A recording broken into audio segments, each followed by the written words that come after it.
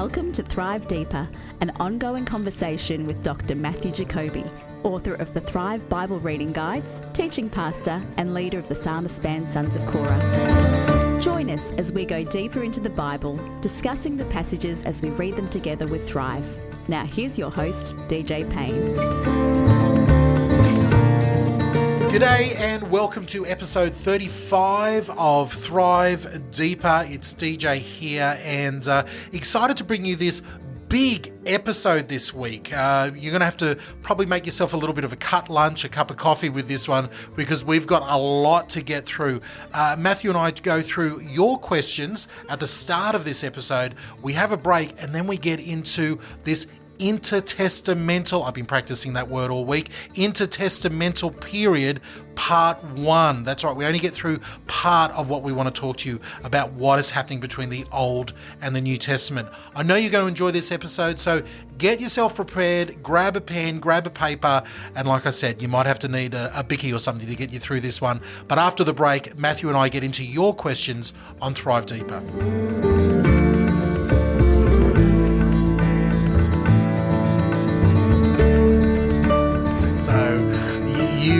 It was funny, yesterday, at the time of this recording, you were spent the entire day rehearsing with your band Sons of Korah. Yeah, that's right. Because you've got a new member in the band.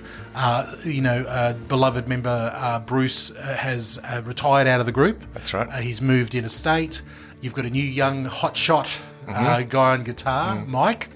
And so going through the rehearsal of that, because you have got a local gig, Sons of Korah gig, happening towards the end of February. Yeah, that's right. 2 shows. Now, you like a prophet in his hometown, you don't often play. You don't often play. The band doesn't do a lot of Geelong gigs. Well, we used to in the early days. We did, but it's kind of our home space, I guess, and. Yeah. We get home, and when we're home, we just do home things. Well, I tell you what, there's a lot of buzz because for my day job, I work at the local Christian radio station, and there's a lot of buzz about this Sons of Korah gig happening in February. So, well, there aren't many seats in the. Because it's a home gig. We didn't want to do a big sort of theatre kind of thing. So we thought intimate kind of church sort of thing, and so we're using the St Philip's Church where on Pakenham Street, where the Vineyard Church is at the moment. And great little venue. It's a great little venue. Yeah, it'd be nice, close sort of concert. So we're doing 2 nights there. It'd be great. Yeah, awesome. Okay, well, I've already been inundated with people expecting me to be able to somehow magic tickets to them for free. And I'm like, let me tell you, people, I think even if you ask Matthew for free tickets, they're not happening. I don't think even my mum won't get a free. But we had to say, because it's a local concert, we're just like... You got to buy them like everybody else. And they're not expensive. I think the prices are very reasonable. I'm excited. I can't wait. I'll probably be in there in some capacity, knowing my luck, taking photos or doing something else. And we'll give you a job. Just so I can see the band yet again. Now, we're going to kick off this episode. This is a little bit different because we're sort of transitioning between a few different things right now. We're transitioning between 2 different copies of the new edition of Thrive, which is about to take effect, and we're also transitioning between the Old Testament period into the next section we're going to read, which I know is still in the Old Testament, but we've sort of covered that part of the history. Yeah.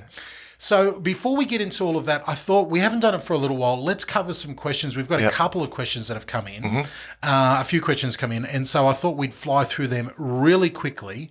A couple of them about about Nehemiah that we've been reading. Yeah. Question number 1 comes from Nigel, and he says Nehemiah spends a lot of time recording about the gates, the name of the gates and the situation of the gates and who's doing stuff around the gates in the wall around Jerusalem that they're repairing.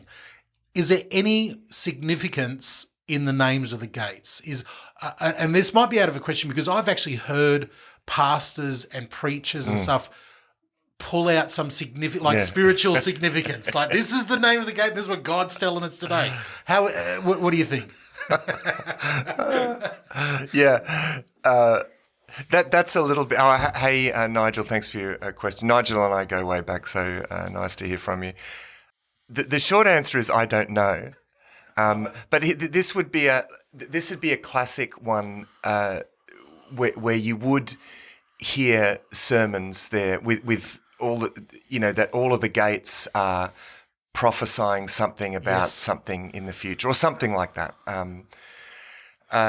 That's obviously very conjectural to say the least. That sort of approach. What do you like as a someone who teaches preaching and studies theology? What do you call that type of preaching? And don't give me a smart aleck answer. I was just about to. It's well, in terms of interpretation, it's. There's a danger of what we call allegorizing, where you take things like, you might say, well, the 5 stones that David picked up off the ground when he killed Goliath, they stand for the 5-fold ministry in Ephesians chapter 4, or it's like, or whatever, it's that's allegorizing pretty straightforward narratives. Most probably the names for the gates came from partly from their function. Yes. From where they faced, I'll quickly. It comes mostly from Nehemiah 3, I think. Yeah. And it's the sheep gate is the first one mentioned. Then he's got the fish gate. Yeah. He has the old gate. He has the valley gate, the dung gate, the fountain gate, the water gate, the horse gate,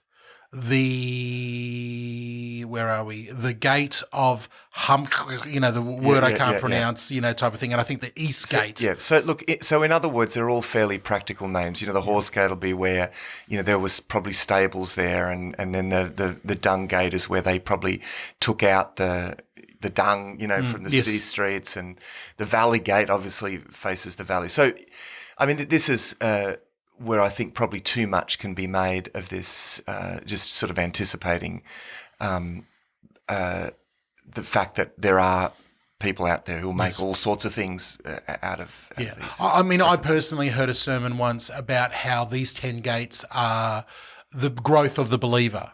You come through this, and then you become you enter as a sheep. That's a classic. You need the old gate because this is the old salvation. And you're going. The fish. You're a fisherman of men. All those illustrations. Look, and I was edified. Good. But then I had to turn around and go, I think you might be overlaying some. It could have been true. Yes. I'm sure it was true. Yes. Everything that you heard, but it's not necessarily true of the original intention behind these names. No, I again. That's a classic one. Yeah. I know there's other ones out there. Someone needs to produce a book of things like that, like just the 10 different the 10 different sermons that you can get out of the 10 gates of Nehemiah. And again, like, no offense, you do go into it as someone who loves the scripture. You go into it and you want to say, okay, Father God, what are you applying to my life today? But then you have to realize Nehemiah wasn't sitting there going, I've got a sermonette that I'm trying to produce in this, so a balance there. I hope that answered your question, Nigel.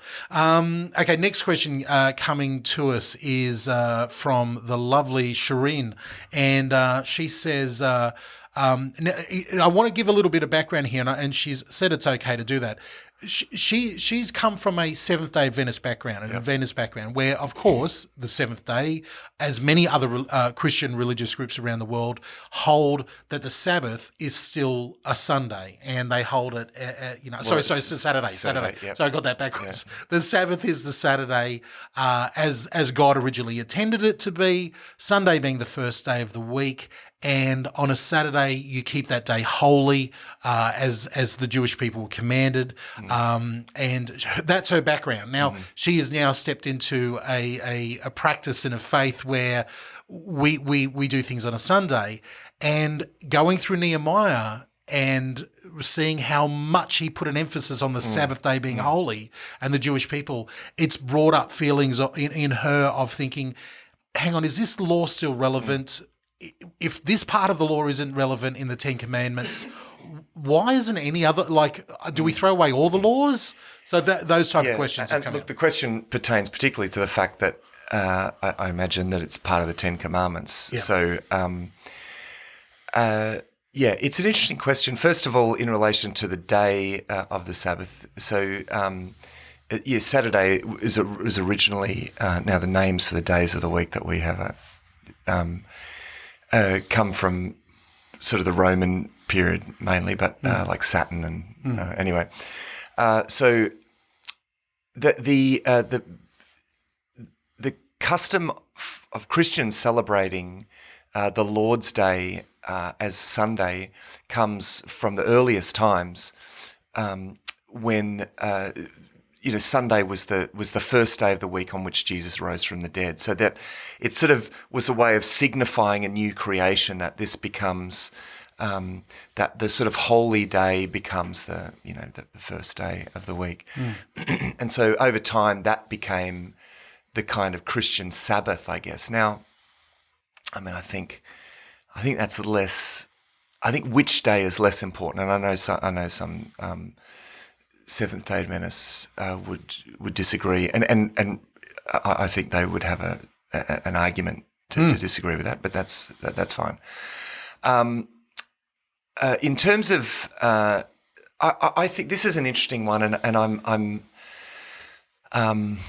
I feel like my thoughts are still in transition. I'd be interested to know what you think about this, DJ. But I think let's start at the very least. I think there's a really important principle there in the fourth commandment around the Sabbath, around this idea of rest, and I think of this principle.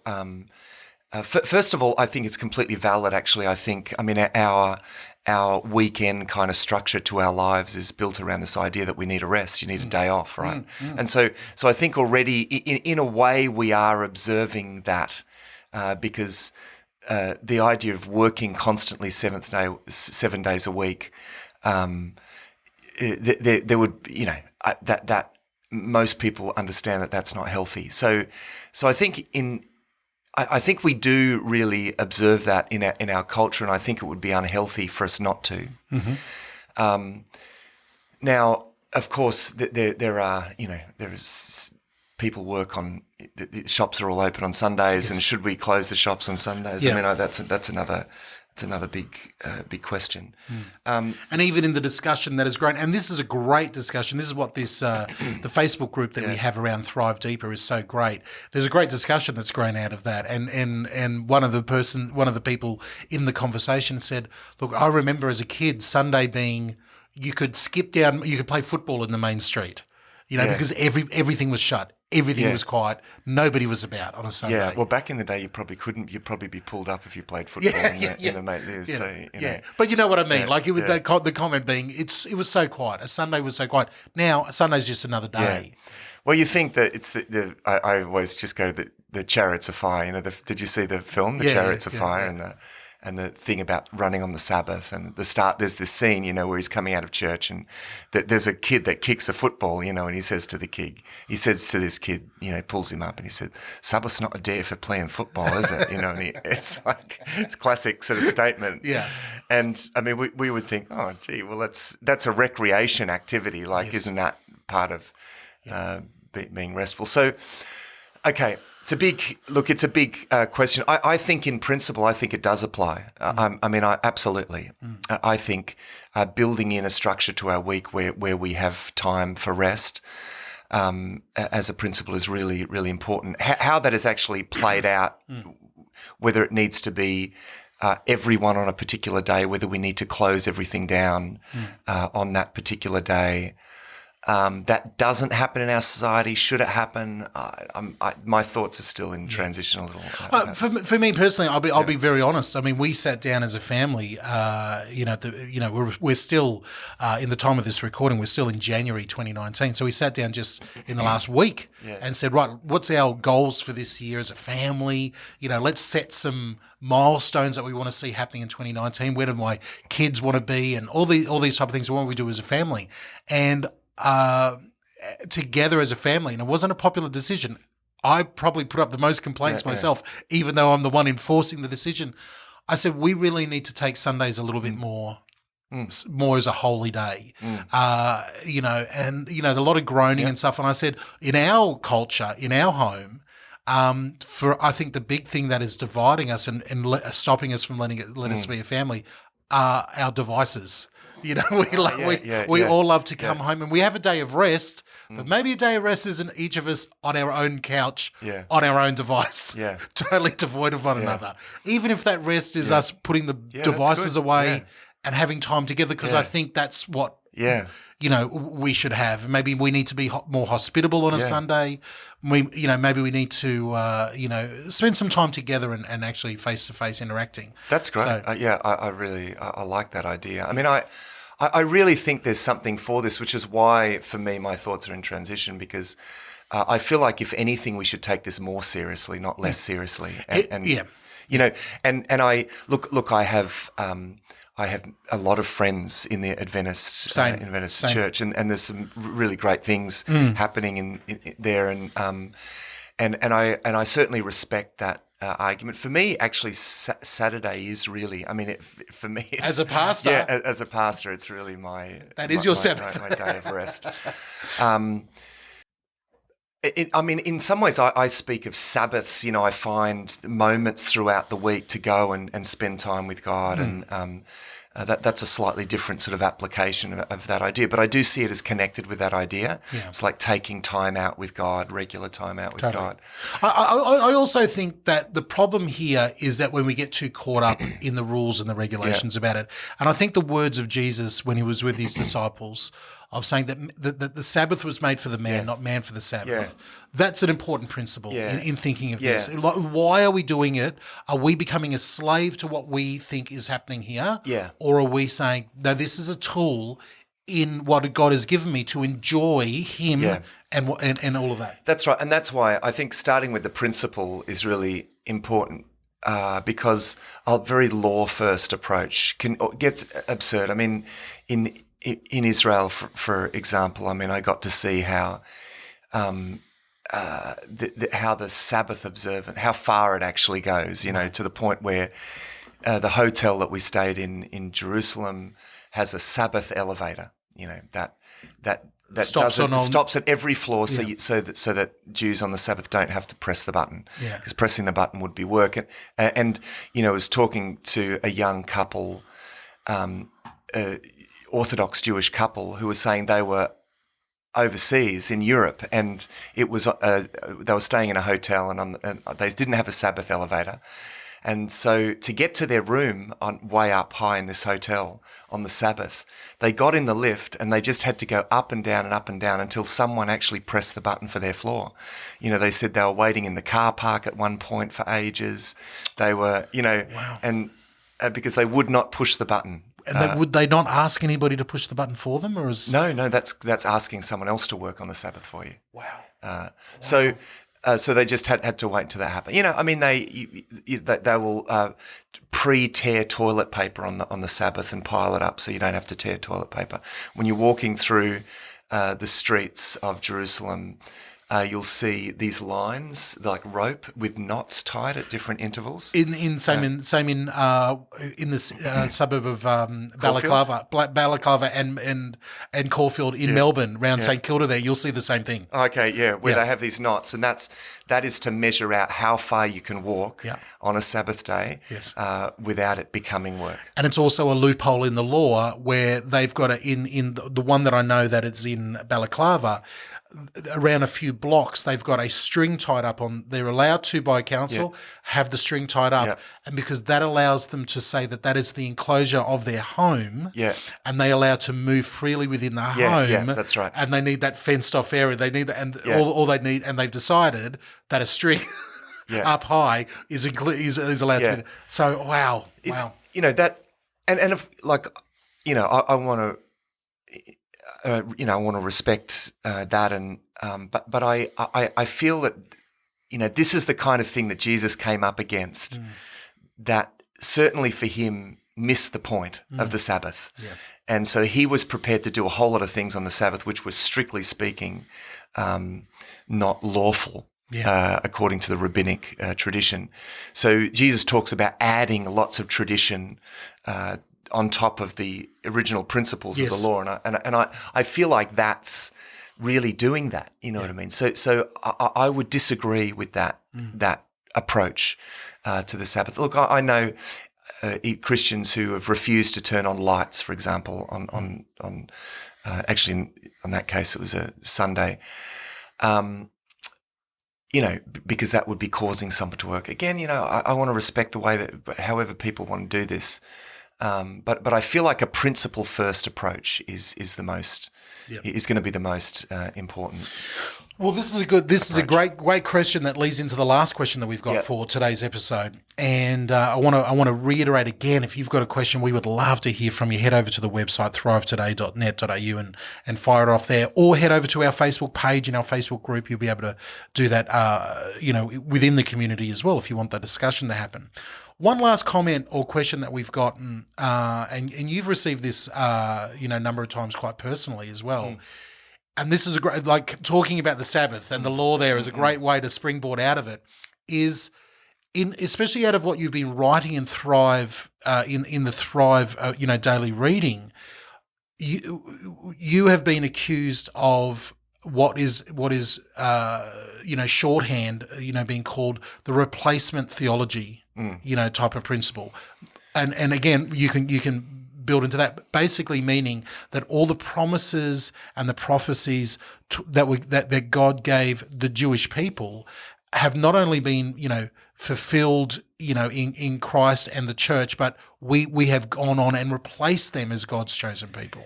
Well, strictly speaking, replacement theology teaches that God is finished with the Jewish people, and that the church is a complete replacement of.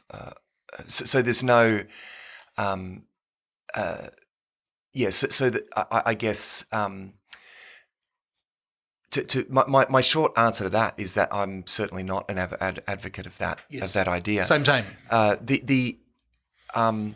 The church has been grafted in to the covenant with Israel. We've been grafted into that covenant, but God's covenant with Israel is an everlasting covenant. It was an everlasting covenant. So. And I think Paul makes it very clear in Romans 9-11 that God isn't finished with the Jewish people. I mean, I heard an advocate of replacement theology saying outright, God is finished with the Jewish people. And I just couldn't see how he could say that in the light of Romans 9-11, just for one, let alone just the nature of God's everlasting covenant. So that this replacement theology to me is very radical and sort of position that I disagree with. Now, the reason I can come across like that is this, and this is the difficulty with Thrive, and this is a good question because it speaks to the limitations that I experience in writing a 270-word entry. Yeah. And why we do for Thrive, because I just can't qualify everything. And it's sort of why this podcast, do exactly what we're doing that's now. Right. So, in that space, I can only do so much. Now, particularly when dealing with prophecy, prophecy, we've talked about this, can have multiple fulfillments.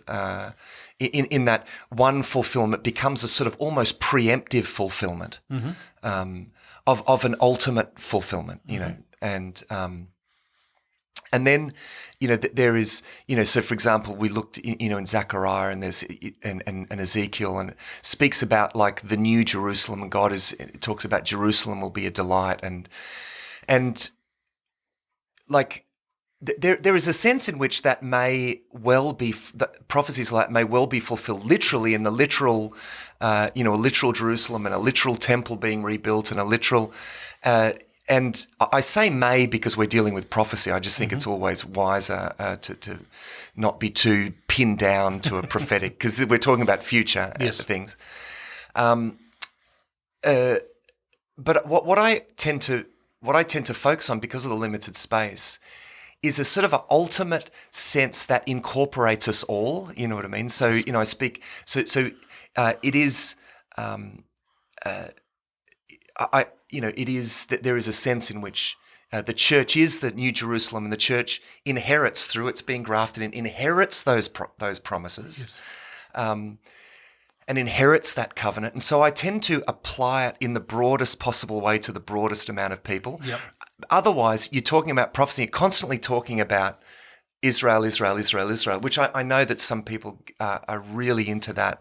And I don't deny that that's an important aspect. I think in remarkable ways, prophecy is being fulfilled in the present day, and how that is unfolding, that's can be controversial. Yes.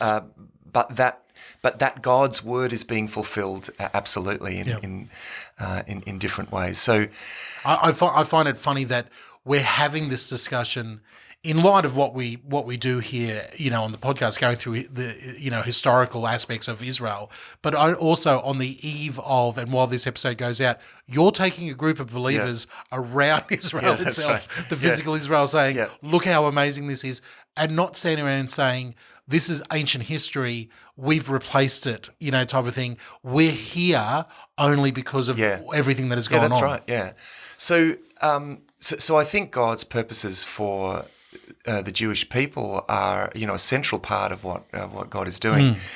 In the space that I have in Thrive, I don't deal a lot with that because I have limited space, and I'm wanting to jump from.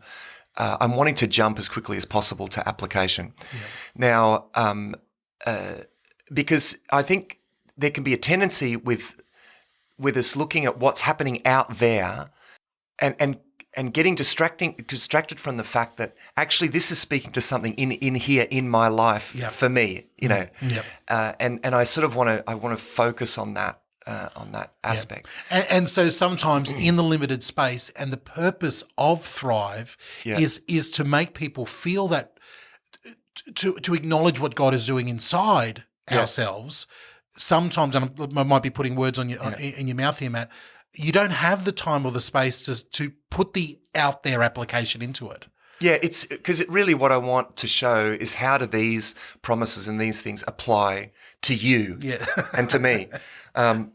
So, and the other thing to keep in mind too is that I'm writing Thrive for a very broad reading audience of all denominations and all convictions. Yes. And I know when people have one particular interpretation of prophecy and they immerse themselves in that interpretation, a lot of people don't even realize that there are other interpretations and different, even within, and I'm talking outside of replacement, that push replacement theology aside, which I disagree with. Even within Orthodox evangelical, that's belief. Right. There are so many different interpretations. So I've got to play a tricky sort of conciliatory role, and that can be hard at times to do that, which is why I tend to jump to a more ultimate general application that we can all agree on, and avoiding as much as possible the distinctives. It's a tricky thing to do. We could spend a long time talking here because much, and again, I feel like with the discussion we had about Sunday, Saturday, the Sabbath, is like a tiny, tiny little, shard of the big discussion, which is exactly this. What is the relationship between Gentile and Jew today with what God is doing? Yeah. And we could spend episodes and episodes on talking about that. Yeah, that's right. So look, I'd encourage people, if you are reading something, you think, what Matt seems to be saying this, or this is what we invite questions. Ask the question, send in an email and ask that question. Yeah. That's what this is for. Yeah, please don't write us off. Please don't. And that does happen. I have cancelled my subscription. Could maybe please ask first, because you might find out that your reading was wrong. Yeah, or maybe you misspoke. That's right. Yeah, absolutely. We're not saying that the Thrive is. And that's a really good point, because there's been times where I've had feedback and people have said, "Look, this really comes across like this," and I've gone to it and thought, oh, actually, that does come across a little bit like that. On the next time, I've changed Edit it. So here, if you've got problems, act as Matt's editor. Yeah. Say how's this for a suggestion, and let him know from there. Okay, so let's take a short break. When we come back from the break, we'll get straight into what we're calling and what is known as the intertestamental period. What is happening between the Old and New Testament here on Thrive Deeper.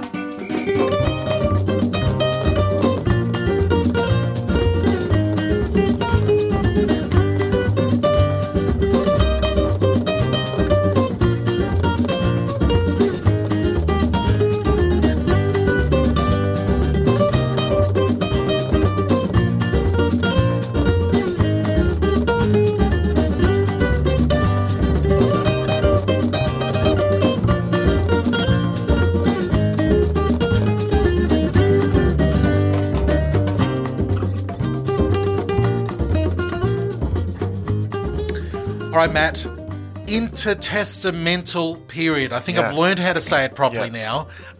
This is the time period we're saying roughly around about 400, 500 years, something like that, between the end of the history that we read in Nehemiah, the prophecies that we read in Malachi, and then the emergence of the New Testament period, the birth of Jesus, John the Baptist, the public ministry that we get in the New Testament. That's what the period that we're talking about. It's an important period because there are some very important things that happen during this period which help to make sense of the New Testament. So it's worth being aware of this 400-year period from where we left the story of Nehemiah at around 400, Nehemiah and Malachi there.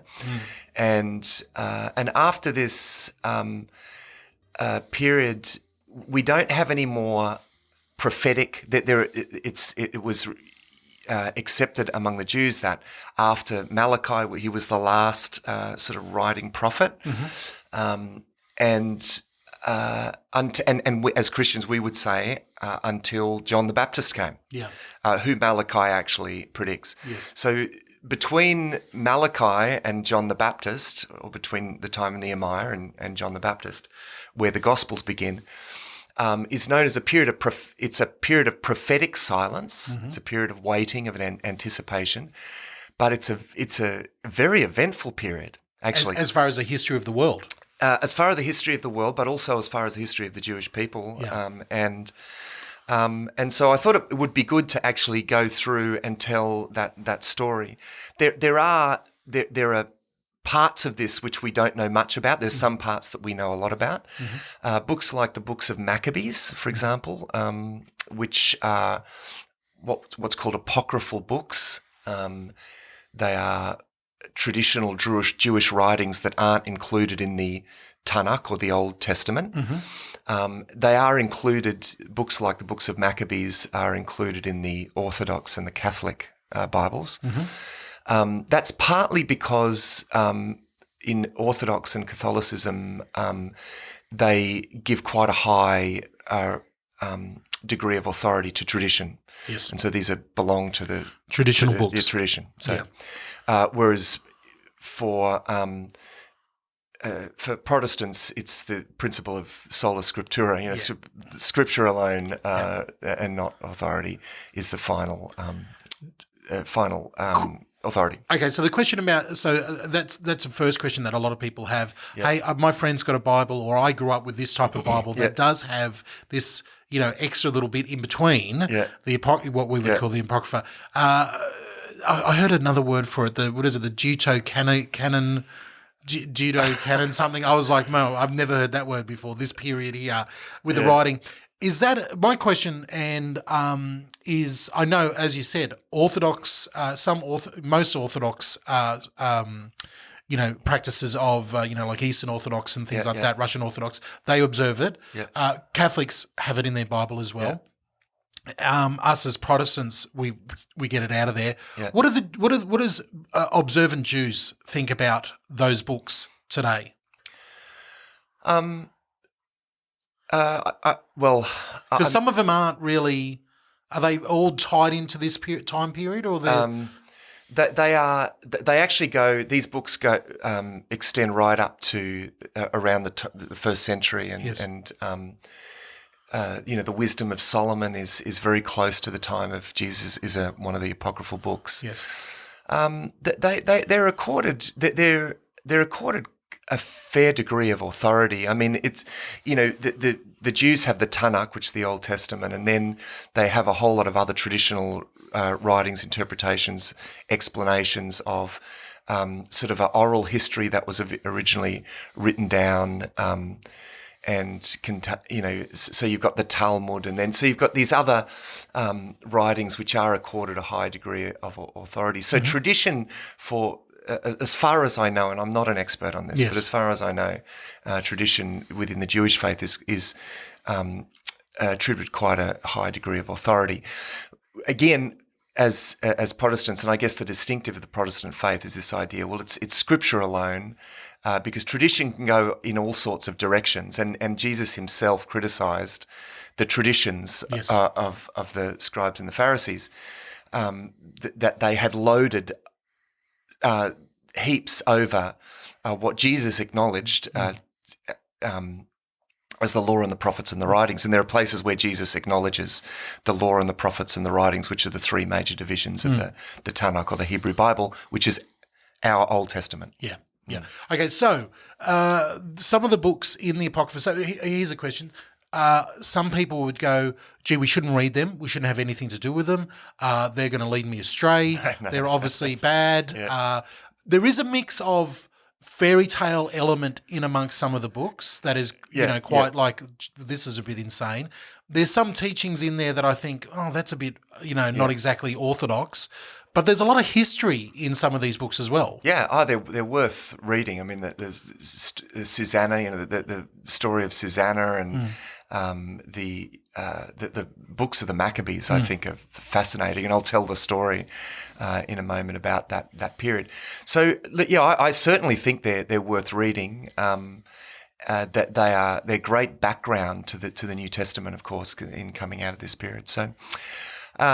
Worth it there. Yeah, very, very much worth it. So okay, so that's the the actual written record and everything like that. So let's zoom back out and have a look at that history there. Yeah. So we've leaved the Jewish people as this, the remnant reestablishing themselves. They've got the wall repaired. It's not looking hopeful because there's some sin in the camp, and they're like, ugh. Yeah. And we go, and then it goes radio silence. That's right, yeah. Then there's radio silence. But also, we should say, at that time, one of the largest known kingdoms of the entire world is in dominance. The Persians are there. They are massive. Yeah. But there's a shadow coming on the horizon, which Daniel prophesies. That's right. Yeah. So in this period, it's the Persian Empire that dominate really the ancient Near East, and Greece is experiencing during the time of Nehemiah. Greece is very much a force to be reckoned with in the West. You've got the Greek sort of golden age now, just sort of around the time of Ezra and Nehemiah. In the meantime, you've got the Greek golden age sort of happening, really. Yeah. So Greece is certainly a force to be reckoned with in the West, and they're going to push in. They're going to push east, and we're going to hear some more.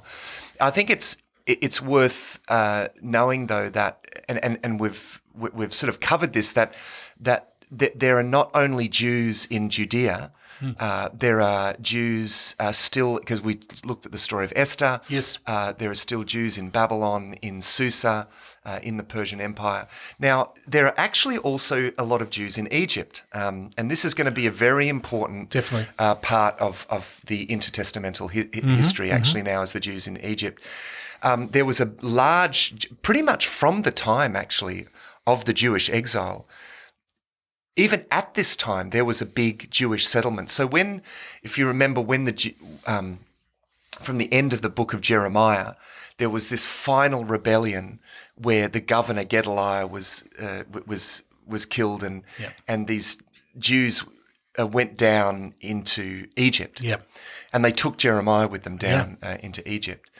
And there was already a Jewish colony there in Egypt, probably from the when the Assyrians earlier came down, and probably also from the Troubles. That there may well have been Jews that went down there. And the thing to remember, we sort of lose it in the way that we think about the modern world. But Jerusalem was like the bottleneck of this entire region. Everybody, the north, the east, the west, the south, if they wanted to go to anywhere else and do trade through anything else, they did it through. That's right. It went through this. That's right, because you've got the desert. You've got complete desert to the east of the Jordan, and then you've got the Mediterranean, and so you've got this narrow land, which is like this highway between the northern countries in Egypt and in the south. So a really important bit of land, but. So there are Jews there was a Jewish colony in Egypt in a area called Elephantine. They'd actually been given this territory by a pharaoh for mercenary service in a war against Ethiopia. So so this was a separate Jewish colony there, with many Jews for 180 years down there in Elephantine. They actually built a new temple. Yeah.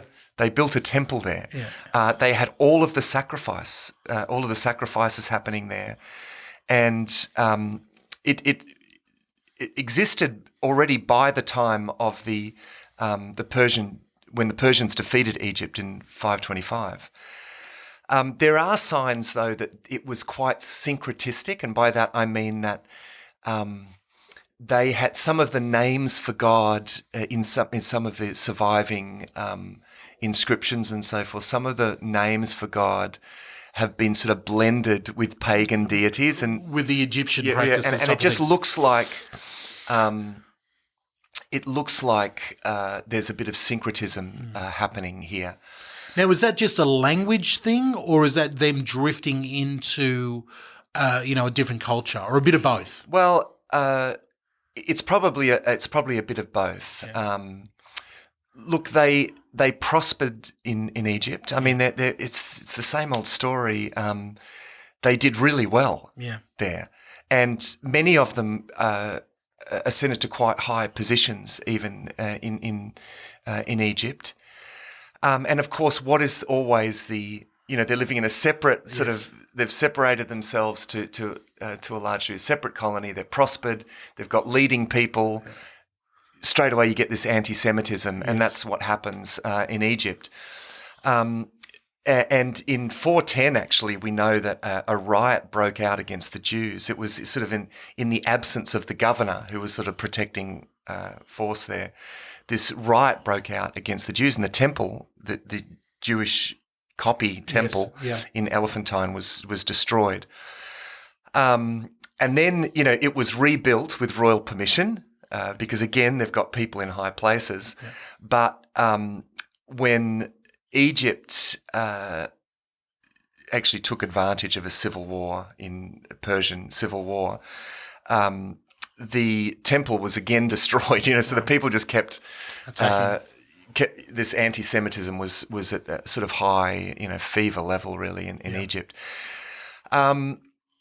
So that's something that we know about there that was happening down in Egypt. Yeah. Now, also just moving to the north. Now we saw the story of Ezra and Nehemiah and all of these problems with the Samaritans.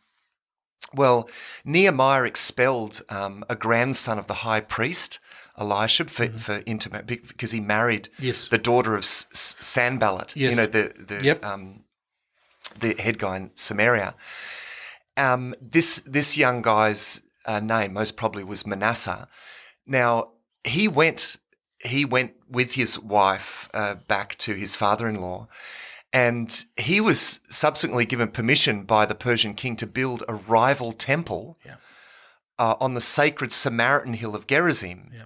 And Manasseh, this who was expelled by Nehemiah, actually became the high priest. He established that there and became the first high priest. And Jesus alludes to that. That's right. We hear that later in John on. chapter 4, you've got the Samaritan woman saying, you worship there, but we worship here, which is the right place, to which Jesus says, in those days,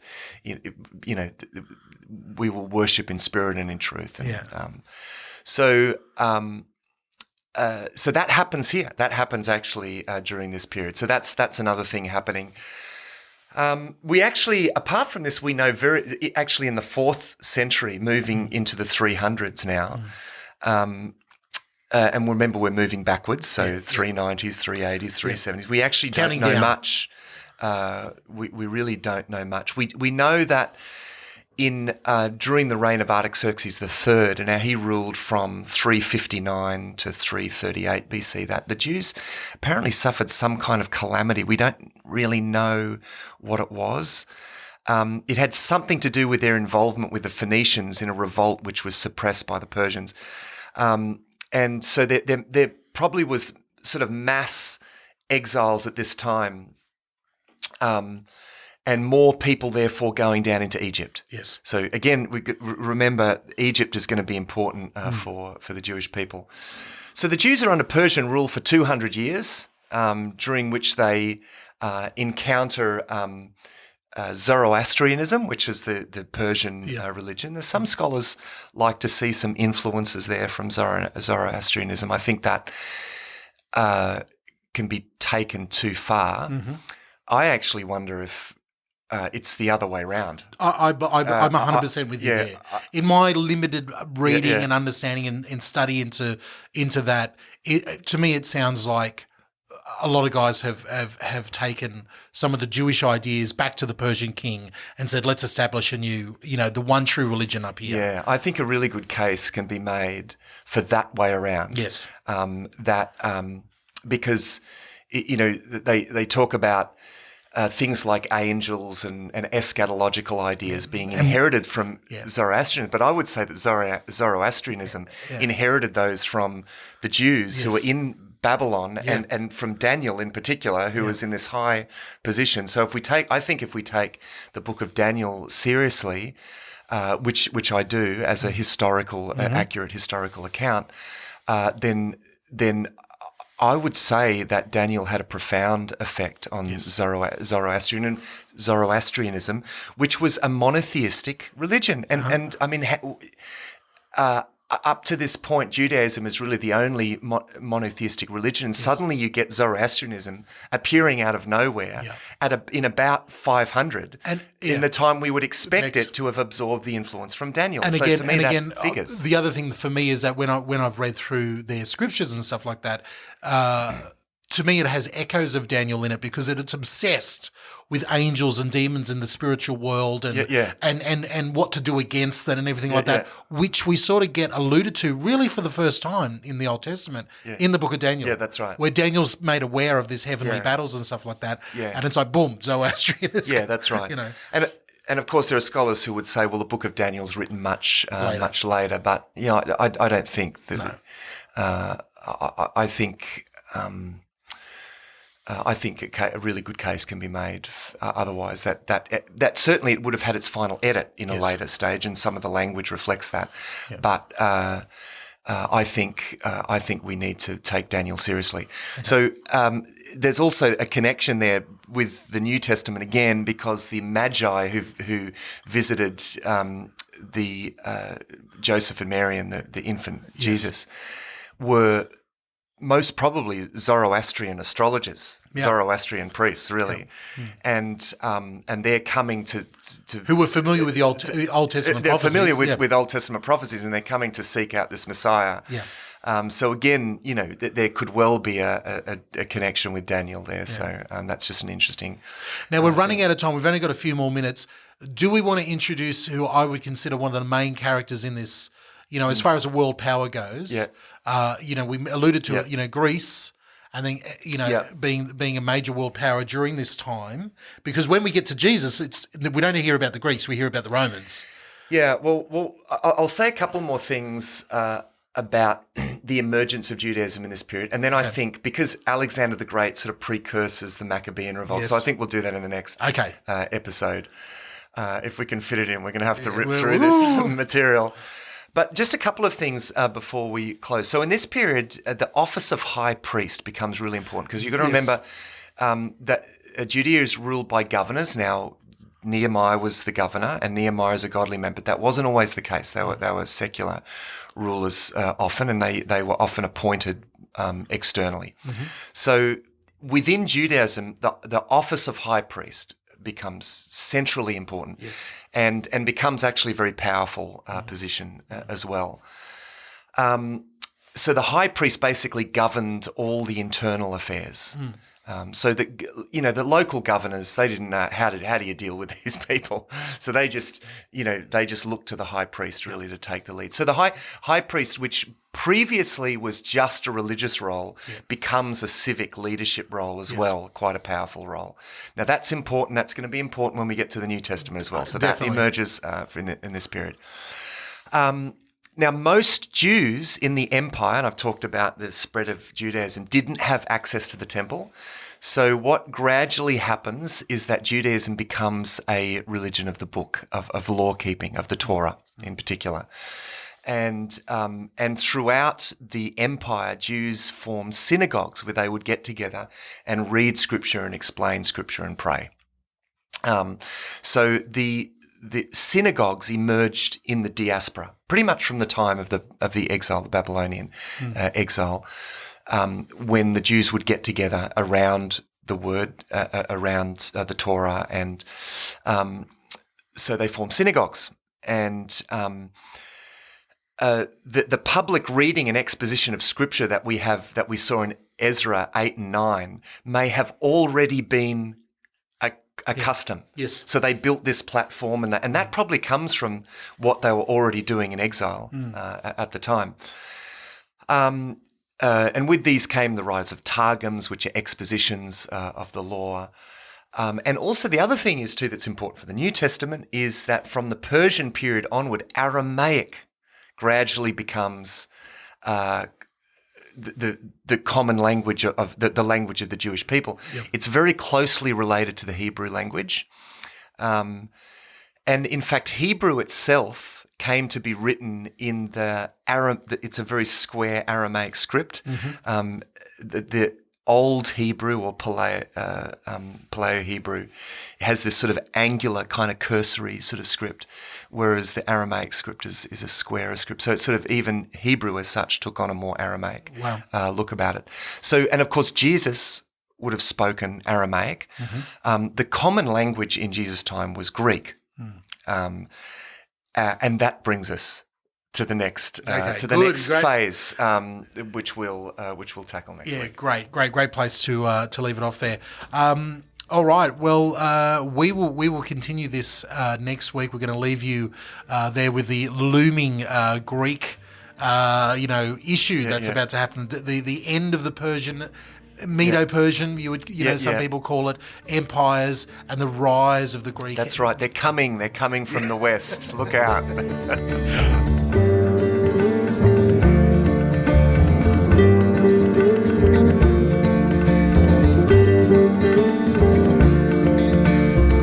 Didn't know how to end that part of the discussion. Usually we end the episode with Matt with a pithy statement there, but this week we're sort of just cutting it off halfway through our discussion, a little bit different for this week's episode. I told you it was a big one there. Thank you for all of your questions, and like we say every week, if you've got a question, we would love to hear from you. Best way to do that is to head over to thrivetoday.net.au. Right there you'll have the link to all of our online presences, especially over on Facebook where the discussion is happening there, with over 400 people, on that group there. So make sure you're part of that and head over there. Until next week, we've got the Intertestamental period part 2. We'll see you then. This has been DJ here on behalf of everybody. Thank you for downloading and listening. Thrive Deeper.